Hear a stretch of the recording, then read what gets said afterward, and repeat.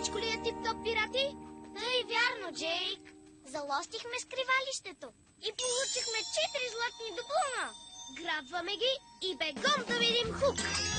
Ето, че сега с ваша помощ Хук няма да открие скривалището. Отваряй си очите на 4, господин Сми. Искам да разбера скривалището на онези малки вредители. Отварям си очите, капитане, и лявото и дясното. Не е тук. Не е тук. И тук не е. Бесове! Къде им е скривалището? Може би тези морски вълхи крият скривалището с дървета. Това е смехотворно. Ами ако лазят през тунел, прокопан под плажа? Това е нелепо. Къде ли биха се скрили тези дребни цаци? Това е доста странна ситуация, сър. Доста странно, бих казал.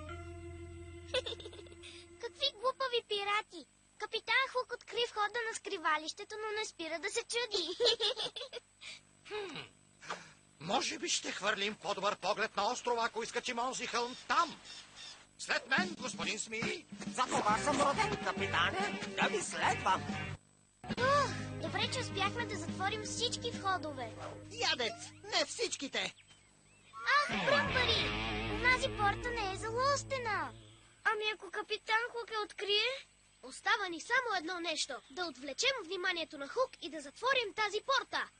Йохо и бегом към грамотевичния водопад!